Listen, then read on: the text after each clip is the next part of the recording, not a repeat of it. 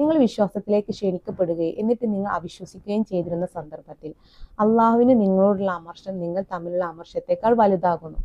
ഒരു ഉദാഹരണം പറയാം. ഇപ്പൊ ഞാൻ നിങ്ങളോട് അള്ളാഹിന്റെ ദൃഷ്ടാന്തങ്ങൾ പറയാണ്. അള്ളാഹിനെ നിഷേധിച്ചുകൊണ്ട് ഇപ്പൊ എന്നോട് എന്തെങ്കിലും പറയാന്നുണ്ടെങ്കിൽ ഇപ്പൊ ഞാൻ സത്യം പറയുന്ന സമയത്ത് നിങ്ങൾക്ക് എന്നോട് എങ്ങനെയാണോ തോന്നുന്നത്, പക്ഷെ ചില ആളുകൾ ദേഷ്യത്തോടെ ആയിരിക്കും മറുപടി അറിയാം, ചില ആളുകൾ പുച്ഛിക്കുന്നുണ്ടാവും, ചില ആളുകൾക്ക് അവരുടെ അവസ്ഥ അവർക്ക് അറിയുള്ളൂ. ഈ ഒരു സാഹചര്യത്തിൽ അള്ളാഹു പറയുന്നത് എന്താണ്? നിങ്ങൾ തമ്മിൽ അല്ലെങ്കിൽ പരസ്പരം നിങ്ങൾ തമ്മിലുള്ള ഒരു അമർഷം അതിനേക്കാൾ വലുതാണ് അതേ സാഹചര്യത്തിൽ അതേ സമയത്തിൽ അള്ളാഹുവിന് ആ എതിർക്കുന്ന വ്യക്തിയോടുള്ള അമർഷം എന്നാണ് അള്ളാഹുവിടെ പറയുന്നത്. അവർ പറയും, ഞങ്ങളുടെ നാഥ 2 പ്രാവശ്യം നീ ഞങ്ങളെ നിർജീവ അവസ്ഥയിലാക്കുകയും 2 പ്രാവശ്യം നീ ഞങ്ങൾക്ക് ജീവൻ നൽകുകയും ചെയ്തു.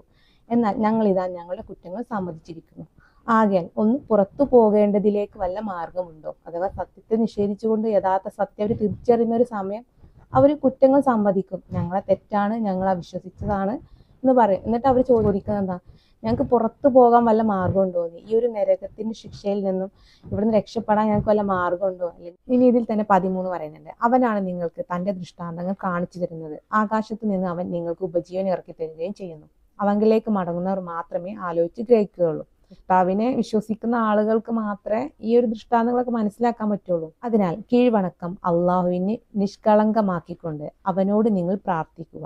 അവിശ്വാസികൾക്ക് അനിഷ്ടകരമായാലും ശരി, അവൻ പദവികൾ ഉയർന്നവനും സിംഹാസനത്തിന്റെ അധിപനുമാകുന്നു. തന്റെ ദാസന്മാരിൽ നിന്ന് താൻ ഉദ്ദേശിക്കുന്നവർക്ക് തന്റെ സന്ദേശമാകുന്ന ചൈതന്യം അവൻ നൽകുന്നു. പരസ്പരം കണ്ടുമുട്ടുന്ന ദിവസത്തെ പറ്റി താക്കീത് നൽകുന്നതിന് വേണ്ടി അത്രേ അത്. അഥവാ യഥാർത്ഥ ദൃഷ്ടാന്തങ്ങള് സത്യങ്ങള് ഒക്കെ അവർക്ക് മനസ്സിലാക്കി കൊടുക്കും. പിന്നീട് കണ്ടുമുട്ടാൻ വേണ്ടിയിട്ട് അല്ലെങ്കിൽ അള്ളാഹു ഉദ്ദേശിച്ചവർക്ക് തീർച്ചയായിട്ടും എത്തും. അപ്പൊ നമ്മൾ അള്ളാഹിന്റെ ദൃഷ്ടാന്തങ്ങള് സത്യങ്ങളൊക്കെ നമ്മൾ മനസ്സിലാക്കുന്നുണ്ടെങ്കിൽ അത് അള്ളാഹു നമ്മൾ അനുഗ്രഹിച്ചത് കൊണ്ടും ഇഷ്ടപ്പെട്ടതുകൊണ്ടും മാത്രമാണ് നമുക്കത് മനസ്സിലാക്കാനും അറിയാനൊക്കെ കഴിയുന്നത്.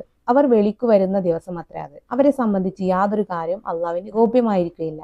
ഈ ദിവസം ആർക്കാണ് രാജാധികാരം? ഏകനും സർവാധിപമായ അള്ളാഹുവിന്. മനുഷ്യരെ സംബന്ധിച്ചിട്ടുള്ള എല്ലാ കാര്യം അള്ളാഹുവിന് അത് അറിയാം, ഒന്നും മറിഞ്ഞിട്ടില്ല. അപ്പോൾ ആർക്കാണ് രാജാധികാരം? നമ്മളെല്ലാ കാര്യം അറിയുന്ന സൃഷ്ടാവിന് തന്നെയാണ്. ഈ ദിവസം ഓരോ വ്യക്തിയും താൻ സമ്പാദിച്ചതിനുള്ള പ്രതിഫലം നൽകപ്പെടും.